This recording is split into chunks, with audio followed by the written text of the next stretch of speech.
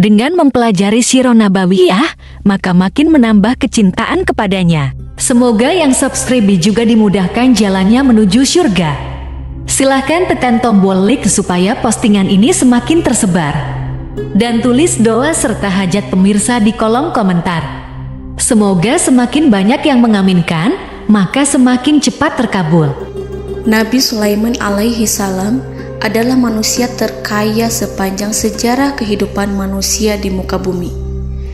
Dalam beberapa kitab suci seperti Al-Quran, Alkitab, dan Injil, Nabi Sulaiman alaihi salam dijelaskan sebagai manusia terkaya yang pernah hidup di muka bumi. Tidak ada satupun manusia yang bisa mengalahkan total kekayaannya hingga hari kiamat tiba. Para arkeolog telah menemukan situs peninggalan sejarah Islam yang mengungkap total kekayaan Nabi Sulaiman alaihi salam. Erez bin Yosef, seorang profesor sekaligus peneliti, ia menyatakan bahwa 3.000 tahun yang lalu Nabi Sulaiman alaihi salam diperkirakan memiliki kekayaan senilai 2,2 triliun US dollar. Dan apabila dikonversikan dengan nilai mata uang dolar hari ini, jika dirupiahkan, maka nilainya setara dengan 32.891.870 triliun rupiah. Profesor itu juga menjelaskan bahwa kekayaan Nabi Sulaiman alaihi salam berasal dari dua sumber, yakni istana kerajaan dan tambang tembaga. Nilai itu berkali-kali lipat lebih banyak dari total kekayaan negara Indonesia yang hanya mencapai 11.454 triliun per 30 Desember 2021. Nabi Sulaiman alaihi salam memiliki beberapa mukjizat. Di antaranya adalah dapat berbicara dengan bahasa binatang.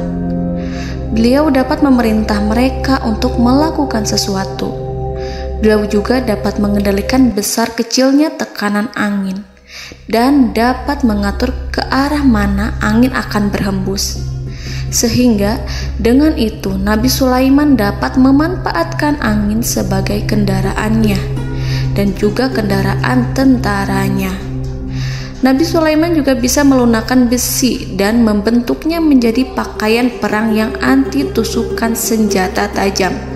Nabi Sulaiman juga memimpin para jin. Mereka tunduk dan patuh pada perintah Nabi Sulaiman alaihi salam. Tidak hanya setan, iblis laknatullah yang merupakan makhluk pembangkang dapat dibuat tunduk bertekuk lutut pada perintah-perintah Nabi Sulaiman.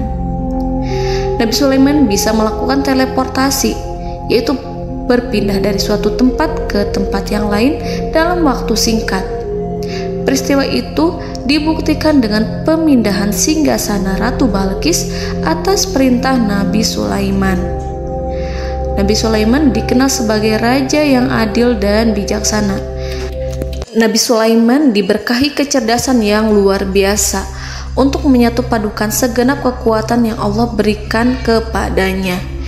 Ia mengelola dan membawa kerajaannya menjadi kekuatan raksasa yang tak terkalahkan di masanya dengan segenap kemampuan yang dimilikinya. Tentara Nabi Sulaiman adalah tentara terkuat di bumi tanpa ada yang menandingi.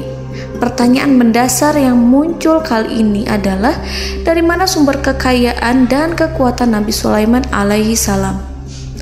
Untuk mendapat jawaban dari pertanyaan itu, simak video ini sampai akhir. Sebelum itu, mari bantu channel ini terus berkembang dengan cara subscribe dan nyalakan tanda loncengnya. Berikan komentar yang positif dan berikan like serta share video ini. Bismillahirrahmanirrahim. Sungguh kami benar-benar telah menganugerahkan ilmu kepada Daud dan Sulaiman. Keduanya berkata, segala puji bagi Allah yang melebihkan kami dari kebanyakan hamba-hambanya yang mukmin. Sulaiman telah mewarisi Daud dan dia berkata, wahai manusia, kami telah diajari untuk memahami bahasa burung dan kami dianugerahi segala sesuatu. Sesungguhnya semua ini benar-benar karunia yang nyata. Quran Surat An-Naml ayat 15-16. Saudara-saudaraku yang dirahmati Allah, pada ayat di atas disebutkan bahwa Sulaiman telah mewarisi Daud.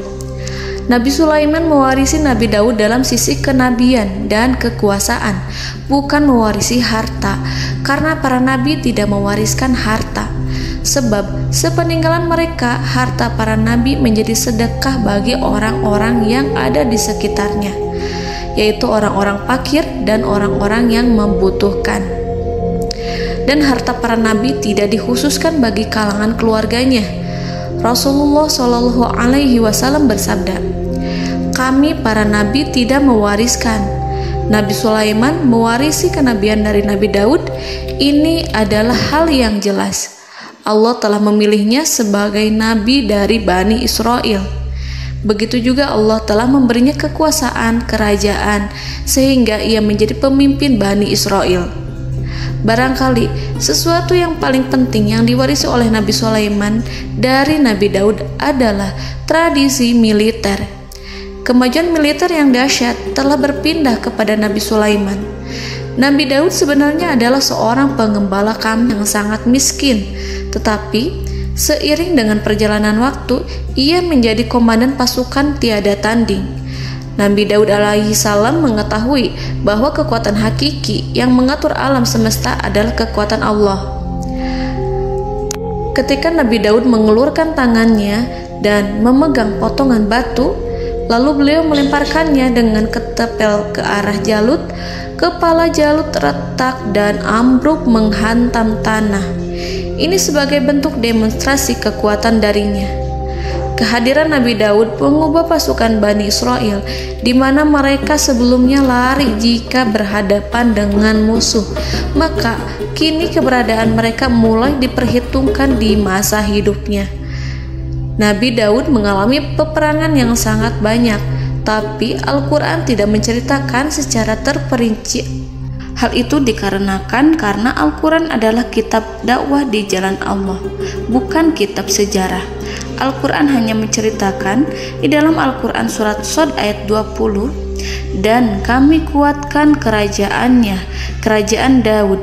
Ayat tersebut berarti bahwa Nabi Daud belum terkalahkan dalam peperangan yang diikutinya. Di samping dukungan yang Allah berikan kepadanya, juga pasukan dan rakyatnya, di mana mereka adalah orang-orang yang bertauhid, menyerahkan diri kepada Allah. Allah Subhanahu wa Ta'ala mengajarkan kepada Nabi Daud hal-hal yang menjadikan pasukannya memiliki keistimewaan yang dengannya mereka dapat mengalahkan pasukan-pasukan lain, pasukan-pasukan besar yang ada di bumi pada saat itu. Allah Subhanahu wa Ta'ala berfirman dalam surat Saba ayat 10, "Dan kami telah melunakkan besi untuknya." Baju besi mungkin akan menjadi masalah dalam benak kita. Ketika orang-orang yang berperang, baju besi cukup mengganggu gerakan mereka. Kita bisa membayangkan ketika ada dua orang berperang, salah satu dapat bergerak bebas, sementara yang lainnya tidak leluasa bergerak karena tertahan dengan pakaiannya.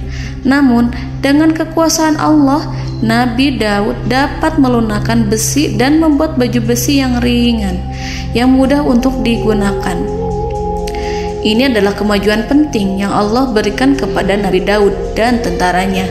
Kemajuan itu kemudian diajarkan, diwariskan dan dimiliki oleh Nabi Sulaiman alaihi salam. Nabi Sulaiman memiliki pasukan dahsyat yang melebihi pasukan manapun di bumi saat itu, atau bahkan mungkin saat ini. Bahkan Allah menambahkan karunia-Nya kepada Nabi Sulaiman yang disebutkan dalam Al-Quran surat An-Naml ayat 16. Dan Sulaiman telah mewarisi Daud, dan dia berkata, "Wahai manusia, kami telah diberi pengertian tentang suara burung, dan kami diberi segala sesuatu. Sesungguhnya ini benar-benar suatu karunia yang nyata." Saudara-saudaraku yang dirahmati Allah, pada suatu hari Nabi Sulaiman alaihi salam menengadahkan tangannya dan berdoa kepada Allah Subhanahu wa ta'ala.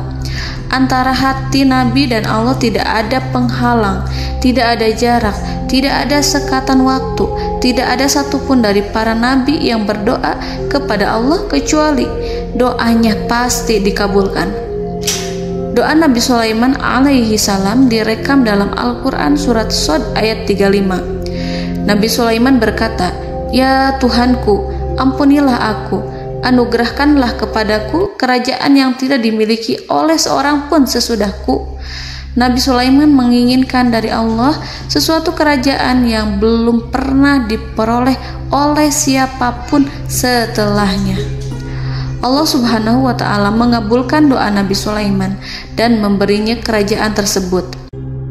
Nabi Sulaiman mewarisi kekuasaan, kenabian, hikmah ilmu dari Nabi Daud alaihi salam. Orang-orang menyebut Nabi Sulaiman Al-Hakim, Sulaiman yang bijaksana.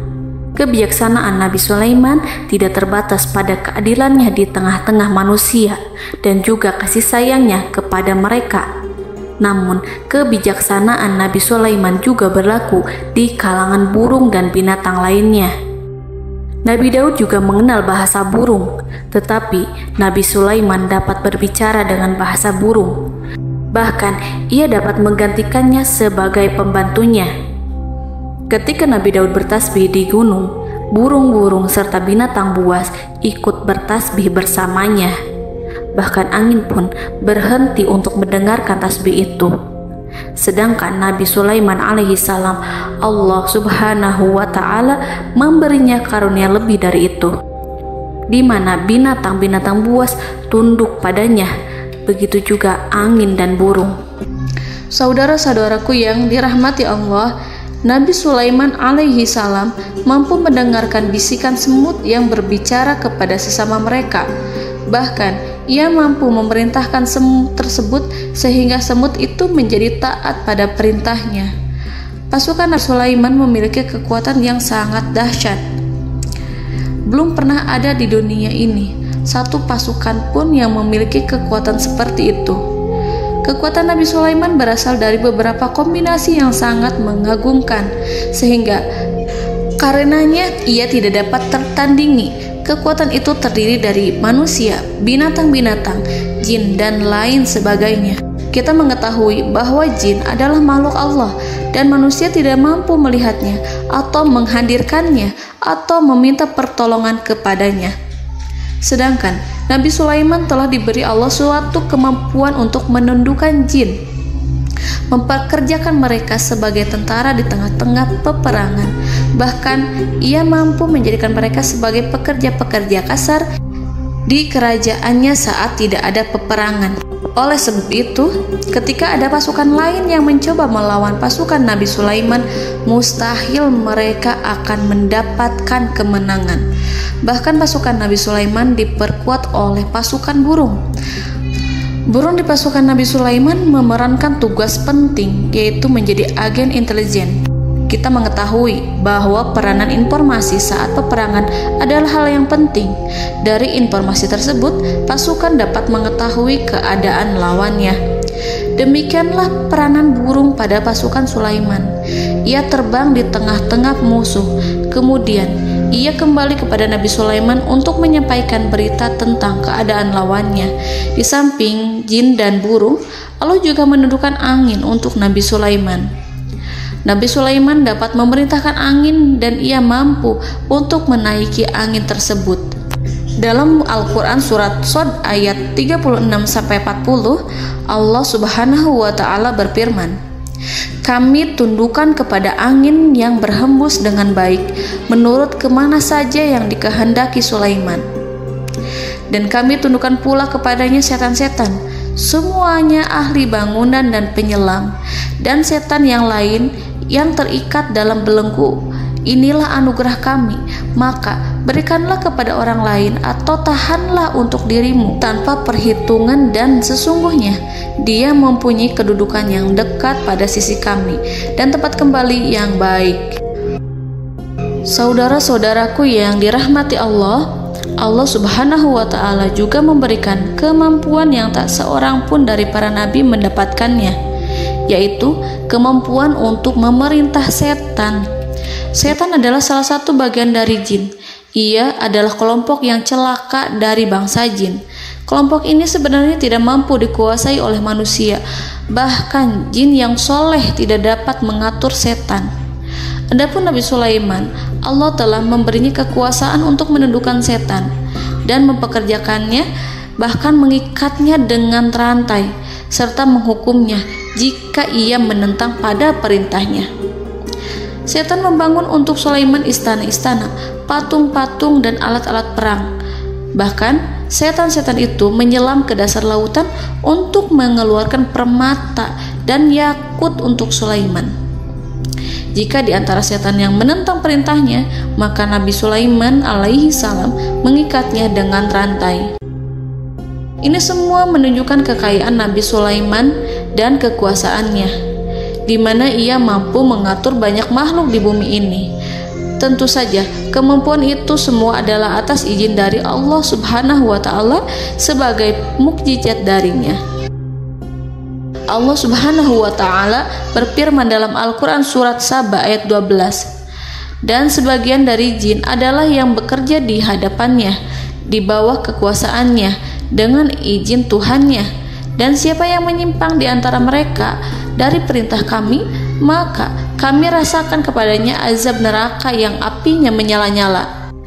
Para jin itu membuat untuk Sulaiman apa yang dikehendakinya, dari gedung-gedung yang tinggi, patung-patung, dan piring-piring yang besarnya seperti kolam, atau periuk yang tetap berada di atas tungku. Saudara-saudaraku yang dirahmati Allah, Nabi Sulaiman yang bijaksana adalah penguasa yang tak tertandingi di muka bumi. Meskipun memperoleh nikmat-nikmat khusus yang agung itu yang Allah berikan kepada Sulaiman, beliau tetap menunjukkan dirinya sebagai manusia yang paling banyak berzikir kepada Allah dan manusia yang paling banyak bersyukur di zamannya. Saudara-saudaraku yang dirahmati Allah, sebagaimana Allah Subhanahu wa Ta'ala memberikan nikmat kepada ayahnya Nabi Daud alaihi salam, di mana ia mampu melunakkan besi, dan Allah mengajarinya bagaimana cara mencairkan besi, maka Nabi Sulaiman alaihi salam dapat memanfaatkan tembaga yang cair untuk peperangan. Dan juga di saat perdamaian, pada saat peperangan, beliau mencampur tembaga dengan besi dan menjadikannya perunggu. Mereka menggunakan senjata-senjata perunggu dalam peperangan seperti pedang, baju besi, dan juga pisau. Senjata-senjata ini adalah senjata yang paling kuat pada saat itu. Sedangkan di saat damai, tembaga digunakan untuk membuat bangunan, perhiasan, dan sebagainya. Meskipun Nabi Sulaiman mendapatkan nikmat yang besar dan karunia yang khusus, Allah Subhanahu wa Ta'ala mengujinya dengan suatu ujian yang dahsyat. Ujian yang akan selalu datang kepada seorang hamba yang soleh. Ketika hamba itu mendapatkan kedudukan besar, maka ujiannya pun menjadi besar. Allah Subhanahu wa Ta'ala menguji Nabi Sulaiman dengan penyakit. Diceritakan oleh Fahru Roji, Nabi Sulaiman diuji dengan suatu penyakit yang keras, di mana kedokteran saat itu tidak dapat dan tidak mampu mengatasinya. Sakitnya Nabi Sulaiman sangat keras sehingga para dokter dari kalangan manusia ataupun jin tidak mampu menghilangkan penyakit itu. Lalu burung-burung menghadirkan rumput-rumput yang dianggapnya sebagai obat, tetapi Nabi Sulaiman tak kunjung sembuh. Semakin hari penyakit Nabi Sulaiman semakin menjadi-jadi, sehingga ketika Nabi Sulaiman duduk di atas kursi, ia duduk bagaikan tubuh tanpa roh. Seakan-akan ia mati karena saking keras penyakit yang dideritanya.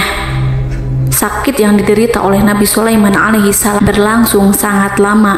Namun Nabi Sulaiman tidak henti-hentinya berzikir kepada Allah dan meminta kesembuhan kepadanya, serta selalu beristighfar dan mengungkapkan rasa cinta kepadanya.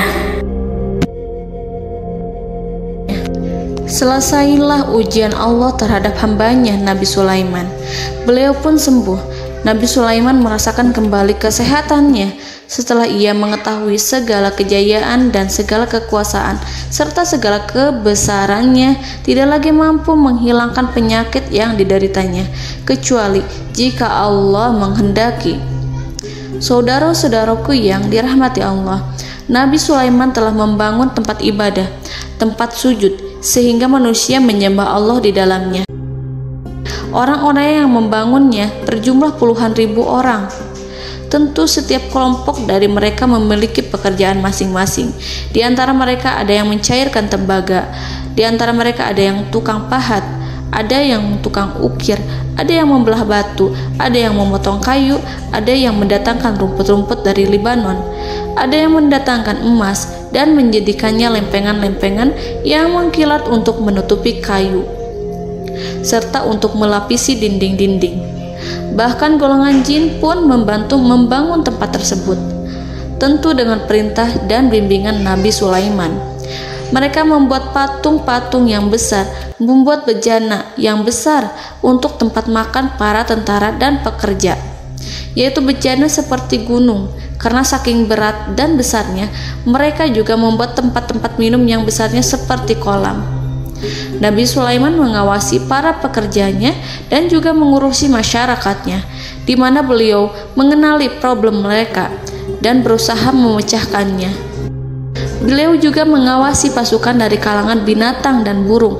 Beliau mengetahui apabila ada satu di antara mereka yang tidak datang, kemana ia pergi serta mengapa ia pergi. Nabi Sulaiman menguasai pengetahuan itu semua. Nabi Sulaiman bukan hanya mengetahui problem tentara-tentaranya dari kalangan manusia ataupun tentaranya dari kalangan burung, namun ia juga menunjukkan kasih sayang terhadap semut, di mana beliau mendengar bisikannya dan tidak suka untuk menginjaknya. Nabi Sulaiman selalu menundukkan kepalanya ke bumi sebagai bentuk rasa rendah diri dan syukur kepada Allah. Pada suatu hari, Nabi Sulaiman alaihi salam berjalan di depan tentaranya dan tiba-tiba ia mendengar suara semut yang berkata kepada temannya dari kalangan semut. Hal itu terekam dalam Al-Quran surat An-Naml ayat 18-19.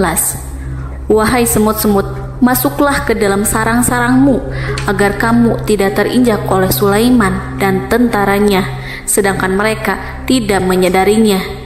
Nabi Sulaiman alaihi salam tersenyum mendengar itu dan ia berdoa, "Ya Allah, ya Tuhanku, berilah aku ilham untuk tetap mensyukuri nikmat-Mu yang telah Engkau anugerahkan kepadaku dan kepada kedua orang ibu bapakku, dan untuk mengerjakan amal soleh yang Kau ridhoi, dan masukkanlah aku ke dalam rahmat-Mu, ke dalam golongan hamba-hamba-Mu yang soleh."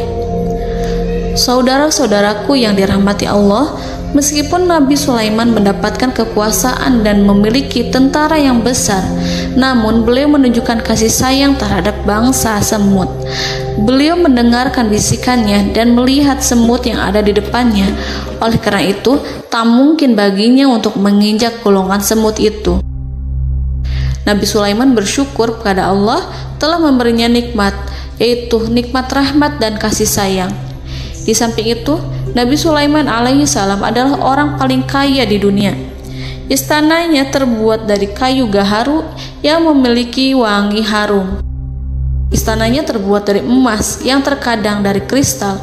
Beliau juga memiliki kursi besar yang terbuat dari emas dan permata.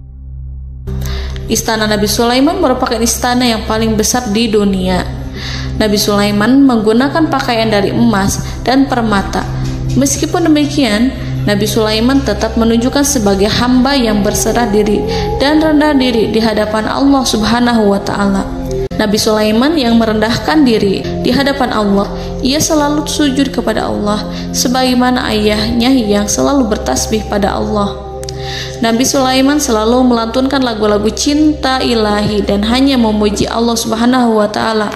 Pada suatu hari, Nabi Sulaiman alaihi salam mengeluarkan perintah kepada pasukannya untuk bersiap-siap. Kemudian, Nabi Sulaiman keluar dan memeriksa pasukannya satu demi satu. Kelompok yang pertama adalah kelompok manusia. Nabi Sulaiman memperhatikan kesiapan mereka. Lalu Nabi Sulaiman mengeluarkan perintah-perintah kepada mereka. Kemudian Nabi Sulaiman memeriksa kelompok jin dan menyampaikan perintahnya kepada mereka. Beliau memenjarakan jin yang tampak bermalas-malasan saat bekerja. Lalu beliau memeriksa binatang dan berkata kepada mereka, apakah mereka sudah makan dengan baik? Apakah mereka tidur dengan nyenyak? Apakah ada yang mengadu pada mereka, misalkan karena penyediaan makanan yang tidak layak? Apakah ada di sana yang sakit dan lain sebagainya? Ketika Nabi Sulaiman merasa puas dengan semuanya, Nabi Sulaiman memasuki tenda tempat berkumpulnya para burung. Nabi Sulaiman alaihissalam kemudian memasuki tenda tersebut, mengamati keadaan di sekitarnya, sehingga beliau mengetahui bahwa ada satu burung yang tidak hadir, yaitu burung hudhud. Mengapa aku tidak melihat burung hudhud? Burung-burung yang lain tampak terdiam sebagai penghormatan, dan mereka mendengarkan apa yang akan dikatakan pemimpin mereka. Nabi Sulaiman mengarahkan pandangannya pada semua burung dan tidak menemukan burung hudhud di antara mereka. Tak seekor burung pun yang mengetahui keberadaannya. Burung hudhud absen pada apel wajib kali ini. Nabi Sulaiman mulai menampakkan kemarahannya. Tiba-tiba, seekor burung kecil memberanikan diri untuk berkata kepada Nabi Sulaiman, "Wahai Nabi yang mulia, seharusnya hudhud ada bersamaku kemarin untuk melaksanakan tugas penyelidikan. Ia adalah pemimpin misi itu. Namun, burung hudhud belum datang. Oleh karena itu, aku tidak pergi bersamanya." Burung itu tampak gemetar. Nabi Sulaiman mengetahui bahwa hudhud tidak hadir dan tak seorang pun mengetahui kemana ia pergi.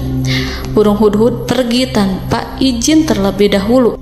Dalam keadaan marah, Nabi Sulaiman berkata, "Sungguh aku benar-benar akan mengazabnya dengan azab yang sangat keras atau benar-benar menyembelihnya, kecuali jika ia benar-benar datang kepadaku dengan alasan yang jelas." Kawanan burung-burung mengetahui bahwa Nabi Sulaiman sedang marah dan telah menetapkan untuk menyiksa burung hudhud atau menyembelihnya atau justru memaafkannya dengan syarat ia datang dengan membawa alasan yang dapat menyelamatkannya, atau dengan kata lain, burung hudhud dapat memastikan bahwa ia melaksanakan tugas yang penting. Nabi Sulaiman menunjukkan kemarahan yang besar sehingga siapapun akan merasa takut kepada Nabi Sulaiman yang marah. Nabi Sulaiman kemudian pergi dari tempat burung tersebut. Nabi Sulaiman masih memikirkan keadaan burung hudhud. Seharusnya burung hudhud menjadi bagian penting dari badan intelijen. Apakah ia pergi untuk menyingkap suatu, atau apakah ia pergi hanya untuk bermain-main? Nabi Sulaiman telah memperhatikan dan mengetahui bahwa burung hudhud adalah seekor burung yang cerdik dan juga fasih berbicara. Terkadang Nabi Sulaiman mendapati burung hudhud sedang bermain-main dan menunda-nunda pekerjaannya. Namun ketika Nabi Sulaiman melihatnya, burung hudhud memahami bahwa perbuatannya tidak benar. Oleh karena itu, ia tidak boleh menyampur adukan antara waktu serius dan waktu bermain. Tidak lama setelah itu, burung hudhud tiba di tempat para burung. Burung-burung yang lain berkata kepadanya, "Wahai hudhud, pergilah engkau ke tempat Nabi Sulaiman. Jika ia mengetahui bahwa engkau telah sampai, jiwamu benar-benar terancam." Mendengar itu, burung hudhud segera beranjak. Ia terbang menemui Nabi Sulaiman. Pada waktu itu, Nabi Sulaiman sedang duduk bersama tentaranya yang lain. Burung hudhud berdiri. Ia telah merencanakan untuk memulai pembicaraan dengan Nabi Sulaiman sebelum Nabi Sulaiman bertanya kepadanya kemana dia pergi. Ini sebagai bukti bahwa hudhud telah melaksanakan suatu tugas yang penting. Dalam Al-Quran Surat An-Naml ayat 22, burung hudhud berbicara, "Aku telah mengetahui sesuatu yang kamu belum mengetahuinya, dan kubawa kepadamu dari negeri Saba suatu berita penting yang diyakini seakan-akan burung hudhud hendak berkata, 'Aku adalah hudhud yang miskin, tapi aku mengetahui apa yang tidak engkau ketahui, dan aku telah datang kepadamu dari kerajaan Saba dengan membawa berita yang sangat penting.'" Nabi Sulaiman tampak terdiam menunggu hudhud menyelesaikan kisahnya. Dalam surat An-Naml ayat 23-24, burung hudhud berkata, "Sesungguhnya aku menjumpai seorang wanita yang memerintah mereka. Dia dianugerahi segala sesuatu serta mempunyai singgasana yang besar. Aku mendapati dia dan kaumnya menyembah matahari selain Allah.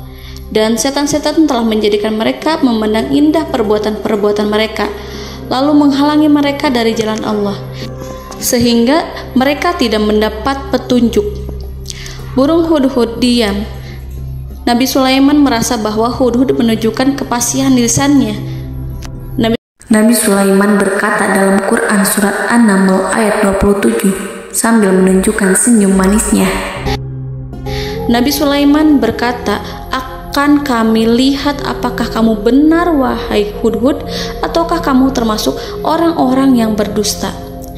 Seakan-akan burung hudhud ingin mengatakan, "Aku tidak berbohong, wahai Nabi yang mulia."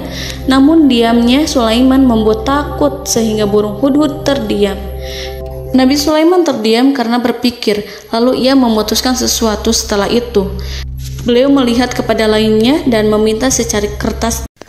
Nabi Sulaiman menulis surat singkat dan menyerahkannya kepada hudhud serta memerintahkan kepadanya seperti yang dikatakan dalam Quran surat An-Naml ayat 28. "Pergilah dengan membawa suratku ini, lalu jatuhkanlah kepada mereka, kemudian berpalinglah dari mereka, lalu perhatikanlah apa yang mereka bicarakan."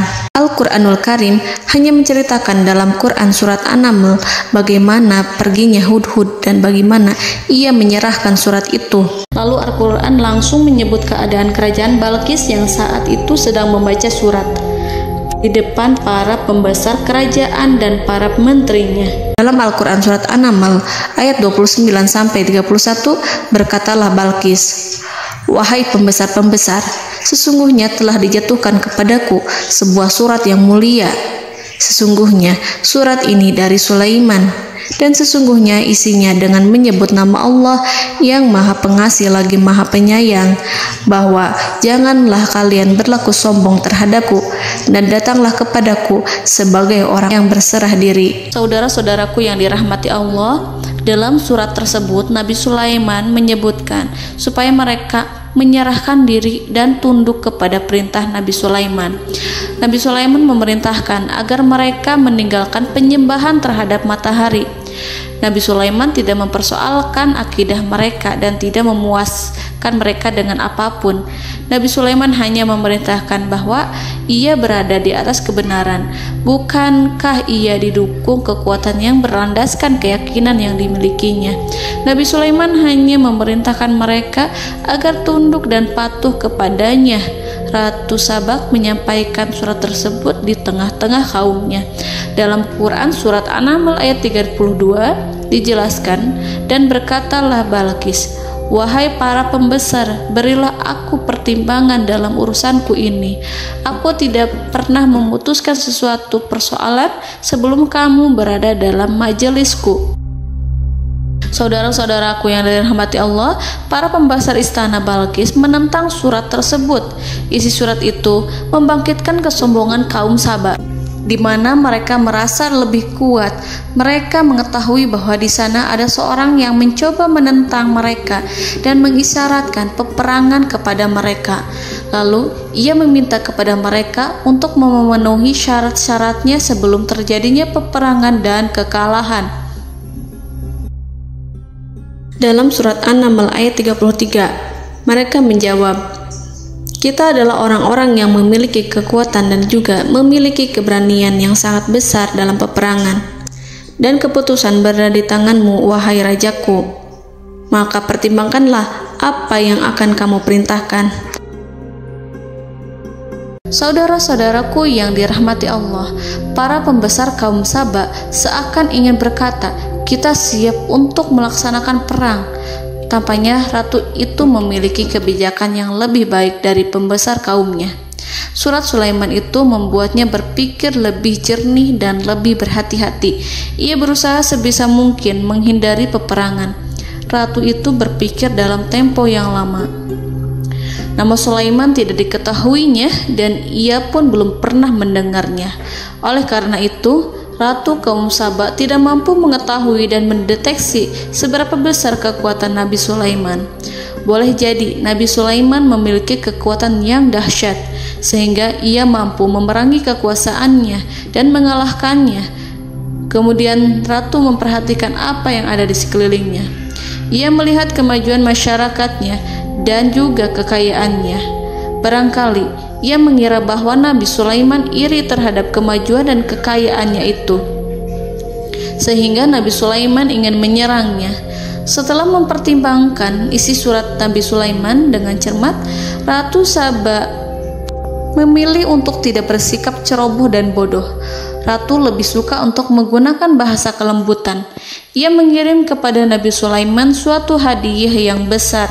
Ratu mengira bahwa Nabi Sulaiman seorang yang ambisius, yang boleh jadi ia telah mendengar tentang kekayaan kerajaan Saba. Para utusan pergi dengan membawa hadiah dari Ratu Saba. Ratu berharap agar mereka dapat memasuki kerajaan Nabi Sulaiman dan akan mengetahui kondisi kerajaannya. Saat mereka pulang, Ratu ingin mendengar secara langsung dari mereka tentang bagaimana keadaan kaum Nabi Sulaiman dan pasukannya. Setelah mendapatkan informasi yang cukup, maka Ratu Balqis dapat membuat sesuatu keputusan yang tepat. Ratu menyembunyikan apa yang terlintas dalam pikirannya, lalu ia berbicara kepada pembesar istananya bahwa ia dapat menyingkap niat jahat Raja Sulaiman melalui cara mengirimkan hadiah kepadanya. Ratu lebih memilih cara tersebut dan menunggu reaksi dari Nabi Sulaiman. Ratu berhasil memuaskan para pembesar istana, dan untuk sementara ia menghilangkan ide untuk berperang. Karena para raja jika menyerang suatu desa, maka pemimpin desa tersebut adalah orang yang paling banyak mendapatkan kehinaan. Akhirnya, para pembesar kaumnya merasa puas dengan pikiran Ratu Balqis. Saudara-saudaraku yang dirahmati Allah, dalam surat An-Naml ayat 34-35 dijelaskan, Ratu Balqis berkata, "Sesungguhnya raja-raja apabila memasuki suatu negeri, niscaya mereka akan membinasakannya dan menjadikan penduduknya yang mulia menjadi hina, dan demikian pula lah yang akan mereka perbuat. Dan sesungguhnya aku akan mengirim utusan kepada mereka dengan membawa hadiah, dan aku akan menunggu apa yang akan dibawa kembali oleh utusan itu." Kemudian sampailah hadiah dari Ratu Balqis kepada Nabi Sulaiman. Para intelijen Nabi Sulaiman memberitahunya bahwa utusan Balqis datang dengan membawa hadiah. Nabi Sulaiman langsung mengetahui bahwa Ratu Balqis itu sengaja mengirim orang-orangnya untuk mengetahui atau untuk mendapatkan informasi tentang kekuatannya. Lalu setelah itu ia akan mengambil keputusan atau mengambil sikap kepada kerajaan Sulaiman. Nabi Sulaiman segera memanggil semua pasukannya untuk berkumpul.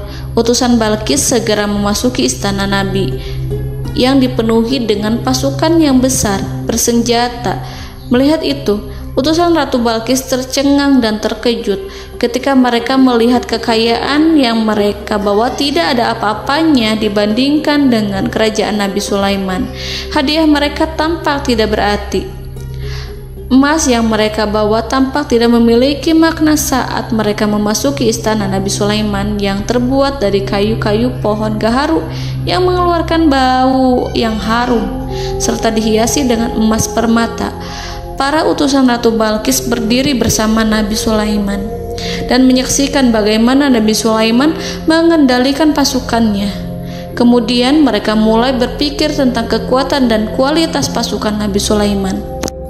Betapa kagetnya mereka ketika melihat di tengah-tengah pasukan itu terdapat singa, burung, dan tentara dari kalangan manusia yang mampu terbang. Mereka pun sadar bahwa mereka di hadapan pasukan yang tiada tandingannya. Selesailah demonstrasi pasukan Nabi Sulaiman. Kemudian para utusan ratu dipersilahkan maju ke tempat hidangan makanan. Para utusan itu sangat terkejut ketika melihat berbagai macam makanan dari penjuru dunia ada di depannya. Dan di antara makanan itu terdapat pula makanan yang biasa ditemukan di negeri mereka. Tetapi mereka melihat bahwa makanan itu memiliki rasa yang lebih istimewa. Selain itu, piring-piring yang ada di depan mereka terbuat dari emas, dan mereka dilayani oleh laki-laki yang berhias dengan emas. Di meja makan itu terdapat burung, ikan laut, dan berbagai macam daging yang mereka tidak mampu lagi membedakan daging apa itu. Nabi Sulaiman tidak makan bersama mereka, tapi beliau makan dengan menggunakan piring yang terbuat dari kayu. Beliau memakan roti yang kering yang dicampur dengan minyak. Inilah makanan yang dipilih Nabi Sulaiman.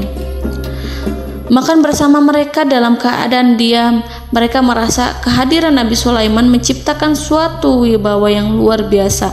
Selesai perjamuan itu, lalu dengan sangat malu mereka menyerahkan hadiah dari Ratu Balqis kepada Nabi Sulaiman. Hadiah itu berupa emas yang bagi mereka hadiah itu sangat bernilai tinggi. Tapi di sini hadiah itu tampak kecil di hadapan kekayaan Nabi Sulaiman yang sangat mengagumkan. Nabi Sulaiman memperhatikan hadiah dari Ratu Balqis itu dan berkata dalam Quran surat An-Naml ayat 36, "Maka apa yang diberikan Allah kepadaku lebih baik daripada apa yang diberikannya kepadamu, tetapi kamu merasa bangga dengan hadiahmu." Saudara-saudaraku, Raja Sulaiman menyingkap dengan kata-katanya yang singkat itu penolakannya terhadap hadiah mereka.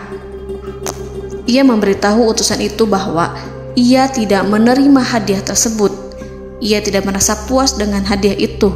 Yang membuatnya puas hanyalah, janganlah kalian berlaku sombong terhadapku dan datanglah kepadaku sebagai orang-orang yang berserah diri. Lalu Nabi Sulaiman berkata kepada mereka dengan pelan. Hal itu diabadikan dalam Al-Quran surat An-Naml ayat 37. "Kembalilah kepada mereka. Sungguh kami akan mendatangi mereka dengan bala tentara yang mereka tidak kuasa melawannya. Dan pasti kami akan mengusir mereka dari negara itu, yaitu negeri Sabah, dengan terhina. Dan mereka akan menjadi tawanan-tawanan yang hina." Saudara-saudaraku yang dirahmati Allah, Nabi Sulaiman kemudian meninggalkan para utusan ratu setelah terlebih dahulu mengancam mereka. Para utusan itu berharap agar Nabi Sulaiman mau menunggu kunjungan Ratu Balqis yang akan membawa misi perdamaian. Akhirnya, sampailah para utusan Ratu Balqis ke negeri Sabah. Mereka segera menuju istana sang ratu. Mereka memberitahu bahwa negeri mereka ada di ujung tanduk. Mereka menceritakan kepada ratu tentang kekuatan Nabi Sulaiman dan tidak mungkin bagi mereka mampu melawannya. Mereka meyakinkan Ratu Balqis bahwa ia harus mengunjunginya dan melihat sendiri bagaimana kebesaran kerajaan Nabi Sulaiman. Kemudian Ratu Balqis menyiapkan dirinya untuk pergi menuju kerajaan Nabi Sulaiman. Nabi Sulaiman duduk di kursi kerajaan di tengah-tengah para pembesarnya dan para menterinya, serta para komandan pasukannya. Beliau berpikir tentang sosok Balqis. Nabi Sulaiman mengetahui bahwa Balqis menuju tempatnya. Balqis dikelilingi rasa takut. Nabi Sulaiman berpikir sejenak tentang bagaimana matahari disembah. Ia memikirkan bagaimana informasi yang diterima oleh intelijennya tentang kemajuan kerajaan Balqis dalam bidang kesenian dan ilmu pengetahuan. Nabi Sulaiman bertanya kepada dirinya sendiri, apakah kemajuan menjadi penghalang untuk mengetahui kebenaran? Apakah ratu itu senang dengan kekuatan yang dicapainya? Dan ia membayangkan bahwa kekuatannya adalah segalanya. Dengan kemajuan yang dimilikinya, Nabi Sulaiman ingin membuat kejutan agar ratu mengetahui bahwa Islam yang diyakini oleh Nabi Sulaiman adalah satu-satunya yang mampu mendatangkan kemajuan dan kekuatan yang hakiki, sehingga ia dapat membandingkan antara keyakinannya dalam menyembah matahari beserta kemajuan yang dicapainya dengan keyakinan Nabi Sulaiman beserta kemajuan yang diraihnya. Saudara-saudaraku yang dirahmati Allah, para mata-mata Nabi Sulaiman telah memberitahunya bahwa hal yang sangat disegani dan dikagumi oleh kaum Balkis adalah kerajaan Saba, yaitu singgasana Ratu Balkis. Singgasana itu terbuat dari emas dan batu delima. Singgasana tersebut dijaga oleh penjaga yang sangat disiplin, di mana mereka tidak pernah lalai sedikit pun. Oleh karena itu, sangat tepat apabila Nabi Sulaiman menghadirkan singgasananya di sini, di kerajaannya, sehingga ketika ratu tiba, maka ia dapat duduk di atasnya. Nabi Sulaiman ingin membuat kejutan kepadanya dan menunjukkan bahwa kemampuannya tersebut yang berlandaskan pada keislaman. Nabi Sulaiman melakukan yang demikian itu dengan harapan agar si ratu tunduk kepadanya. Ide itu terlintas dalam diri Nabi Sulaiman. Lalu ia mengangkat kepalanya dan menoleh kepada anak buahnya. Hal itu diabadikan dalam Quran Surat An-Naml ayat 38. Wahai para pembesar, siapakah di antara kamu sekalian yang sanggup membawa singgasananya kepadaku sebelum mereka datang kepadaku sebagai orang-orang yang berserah diri? Saudara-saudaraku, perhatikanlah ungkapan pikiran Nabi Sulaiman tersebut. Semua pemikirannya berkisar tentang keislaman para penyembah matahari, tentang bagaimana beliau dapat memberikan petunjuk kepada mereka di jalan Allah. Yang pertama menjawab pertanyaan Nabi Sulaiman adalah jin Ifrit. Dalam Quran Surat An-Naml ayat 39, berkatalah Ifrit yang cerdik dari golongan jin, "Aku akan datang kepadamu dengan membawa singgasana itu sebelum kamu berdiri dari tempat dudukmu. Sesungguhnya aku benar-benar kuat untuk membawanya, lagi dapat dipercaya." Nabi Sulaiman berdiri dari tempat duduknya. Setelah 1 jam atau 2 jam, jin itu berjanji kepadanya untuk menghadirkan singgasana Balkis. Sebelum itu, istana Nabi Sulaiman di Palestina, sedangkan istana Balkis terletak di Yaman.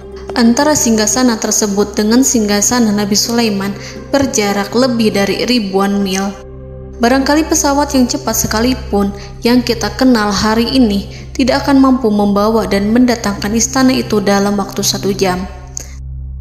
Tetapi masalahnya di sini, berhubung dengan kekuatan jin yang serba misterius, Nabi Sulaiman tidak mengomentari sedikit pun terhadap apa yang dikatakan oleh Ifrit. Nabi Sulaiman tampak menunggu tanggapan lain yang mampu menghadirkan singgasana Balkis yang lebih cepat dari jin Ifrit. Nabi Sulaiman menoleh kepada seorang yang di sana, yang duduk di atas naungan.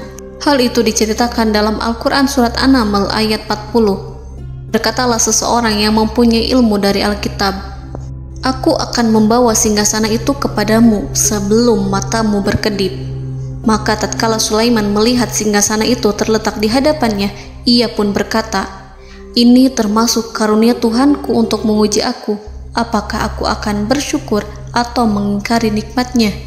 Dan barang siapa yang bersyukur, maka sesungguhnya dia bersyukur untuk kebaikan dirinya sendiri.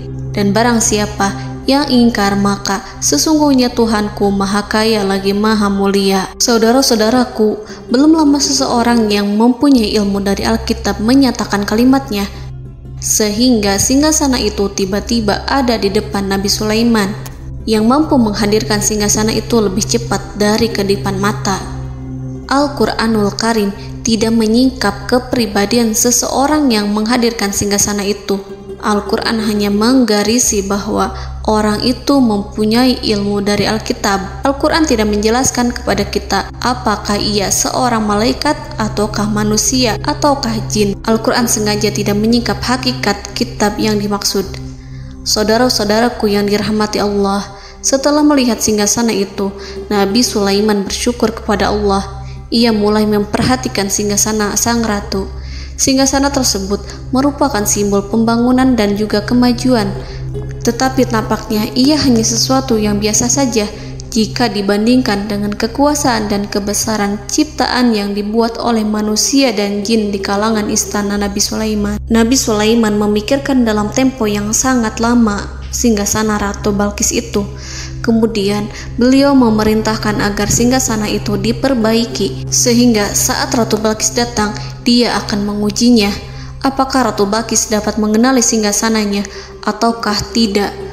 Dalam Al-Quran Surat An-Naml ayat 41, Nabi Sulaiman berkata, "Ubahlah baginya singgasananya, maka kita akan melihat apakah dia mengenal ataukah dia termasuk orang-orang yang tidak mengenalnya."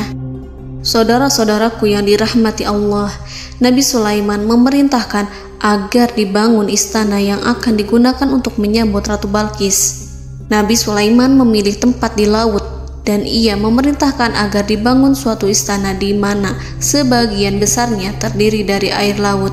Nabi Sulaiman memerintahkan agar lantainya itu terbuat dari kaca yang tebal dan kuat, sehingga orang-orang yang berjalan di atas istana itu akan dapat melihat di bawahnya ada ikan-ikan berwarna-warni yang berenang-renang. Dan mereka akan melihat rumput-rumput laut yang bergerak-gerak. Akhirnya, selesailah pembangunan istana itu.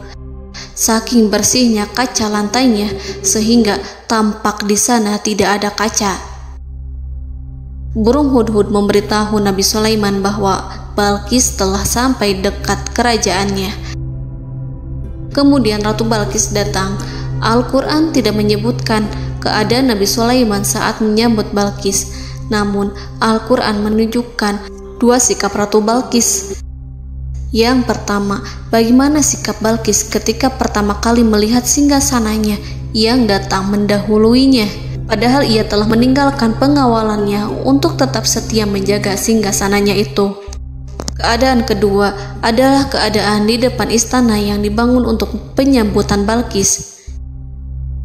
Istana itu penuh dengan permata yang berenang-renang di bawahnya ikan-ikan. Dalam Quran Surat An-Naml ayat 42 dijelaskan, "Dan ketika Balqis datang, ditanyakanlah kepadanya, 'Serupa inikah singgasanamu?' Balqis menjawab, 'Seakan-akan singgasana ini adalah singgasanaku. Kami telah diberi pengetahuan sebelumnya, dan kami adalah orang-orang yang berserah diri.'" Saudara-saudaraku, pada dialek di atas, Balqis melihat singgasananya dan ia tercengang saat mengetahui bahwa itu adalah singgasana miliknya. Namun kemudian ia mulai ragu karena melihat tidak sepenuhnya itu singgasana miliknya. Jika itu benar-benar miliknya, lalu bagaimana ia datang mendahuluinya? Dan bila bukan singgasananya, maka bagaimana Sulaiman dapat meniru sepersis dan seteliti itu? Padahal Sulaiman tidak pernah sekalipun ke kerajaannya. Nabi Sulaiman berkata saat melihat Balqis mengamati singgasananya, "Apakah ini singgasanamu?" Balqis terlihat sangat kebingungan, namun setelah itu ia menjawab, "Sepertinya benar." Nabi Sulaiman berkata, "Kami telah diberi ilmu sebelumnya dan kami sebagai orang-orang muslim."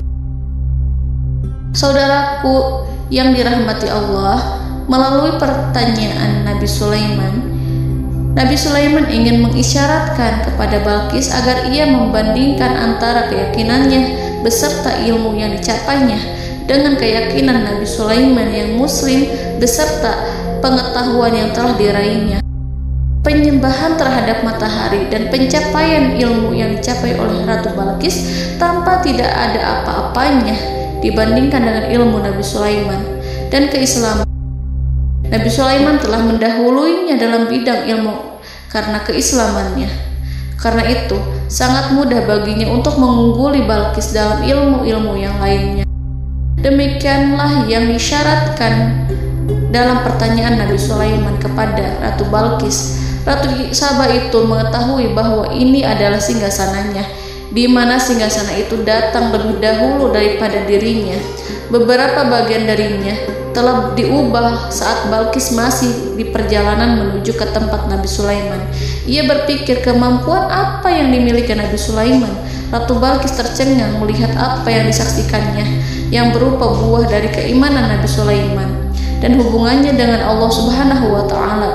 Sebagaimana Balqis juga tercengang ketika melihat kemajuan di bidang ilmu pembangunan, seni, dan ilmu-ilmu yang lainnya. Maka ia tidak lebih kagum lagi saat melihat hubungan yang kuat antara keislaman Nabi Sulaiman dengan ilmunya serta kemajuan yang diraihnya.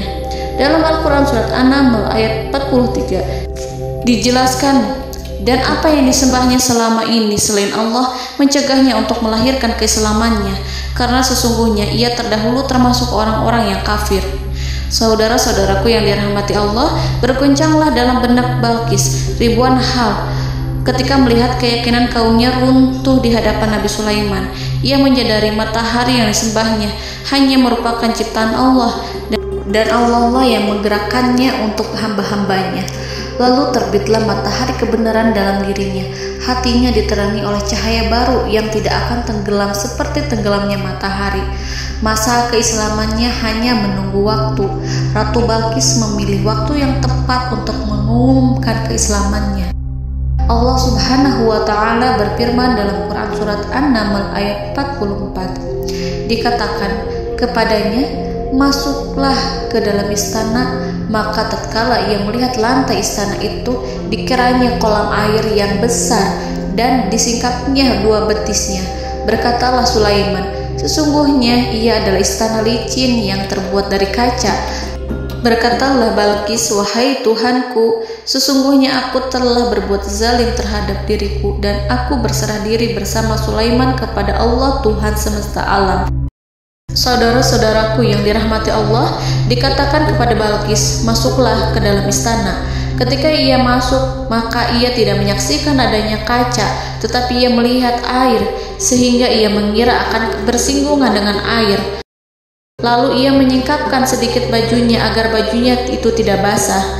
Nabi Sulaiman mengingatkannya tanpa melihatnya agar ia tidak khawatir terhadap pakaiannya, karena pakaiannya tidak akan basah sebab di sana tidak ada air.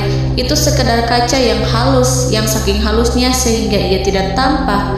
Pada kesempatan itulah Balqis mengumumkan keislamannya yang mengakui kelalimannya, dan ia menyatakan menyerahkan diri kepada Nabi Sulaiman dan kepada Allah Tuhan semesta alam.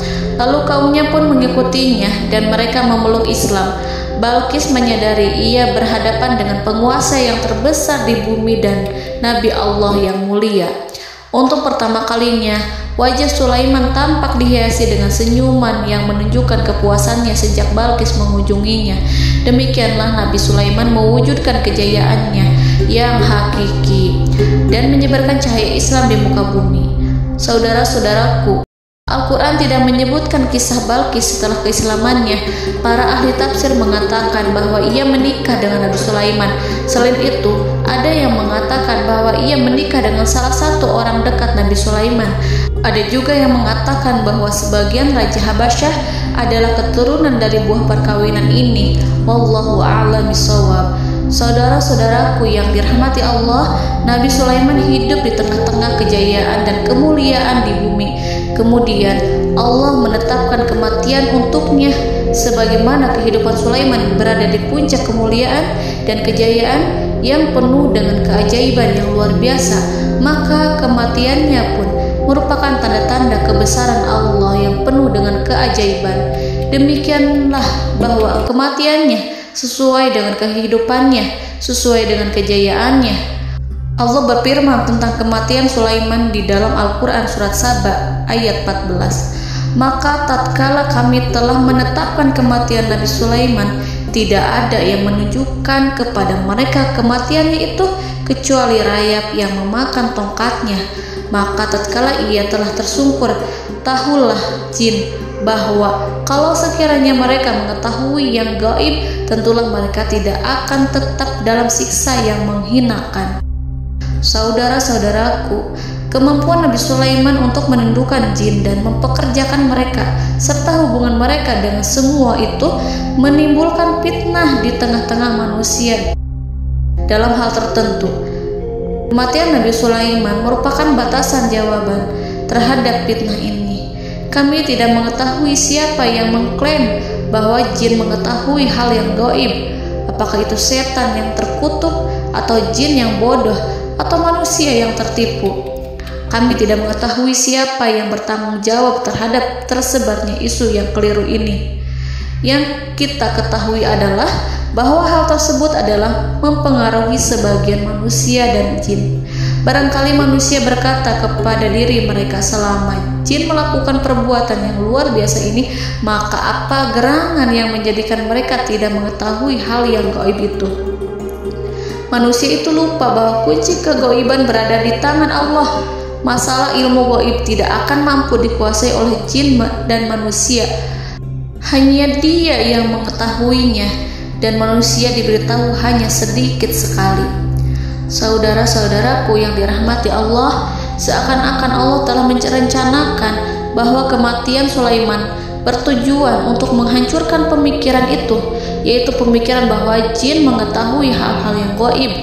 Jin bekerja untuk Nabi Sulaiman selama beliau hidup, dan tatkala beliau meninggal, maka tugas mereka menjadi bebas. Nabi Sulaiman meninggal tanpa diketahui oleh jin, sehingga mereka tetap bekerja untuk mereka, tetap mengabdi kepada Sulaiman. Seandainya mereka mengetahui hal yang gaib, niscaya mereka tidak akan meneruskan pekerjaan mereka. Saudara-saudaraku, pada suatu hari Nabi Sulaiman memasuki mihrabnya untuk itikaf ibadah dan beribadah kepada Allah. Tak seorang pun yang berani mengganggu khalwatnya. Mihrab Sulaiman terletak di puncak gunung dan dindingnya terbuat dari permata. Pada suatu hari, Nabi Sulaiman duduk bersandar pada tongkatnya dan ia tampak tenggelam dalam tafakur. Beliau berzikir pada Allah hingga rasa kantuk menguasainya. Lalu setelah itu malaikat maut menemuinya. Nabi Sulaiman pun meninggal. Beliau bersandar kepada tongkatnya. Jin melihatnya dan mengira bahwa beliau sedang sholat, sehingga mereka pun terus melanjutkan pekerjaannya. Berlalulah hari demi hari yang panjang. Datanglah rayap, yaitu semut kecil yang memakan kayu. Hewan itu mulai memakan tongkat Nabi Sulaiman. Rayap itu tampak lapar. Sebagian dari tongkat Nabi Sulaiman dimakan beberapa hari oleh rayap itu. Ketika yang dimakannya semakin bertambah, maka tongkat itu pun menjadi rusak dan kemudian jatuh dari tangan Nabi Sulaiman alaihi salam. Tubuh mulia itu kehilangan keseimbangan dan kemudian jatuh terhempas di bumi. Tatkala tubuh suci itu tersungkur, maka manusia segera menuju ke arahnya. Mereka menyadari dan mengetahui bahwa Nabi Sulaiman telah meninggal dalam waktu yang lama. Jin menyadari bahwa mereka tidak mengetahui hal yang gaib, dan manusia pun mengetahui hakikat ini. Seandainya jin mengetahui hal yang gaib, niscaya ia tidak akan meneruskan siksa yang hina. Mereka tidak akan bekerja kepada Sulaiman. Demikianlah Nabi Sulaiman alaihi salam meninggal dalam keadaan duduk dan sholat di mihrabnya. Lalu berita itu tersebar bagaikan api di bumi. Manusia, burung, dan binatang buas mengantarkan jenazah Nabi Sulaiman. Sekawanan burung tampak sedih dan menangis. Semua makhluk bersedih. Akhirnya tak seorang pun mengetahui bahasa burung di bumi. Meninggallah seorang yang memahami pembicaraan burung, binatang-binatang, jin, dan lain sebagainya. Burung-burung itu berkata, betapa beratnya kehidupan di tengah orang-orang yang tidak mengetahui pembicaraan kita. Allahu a'lam.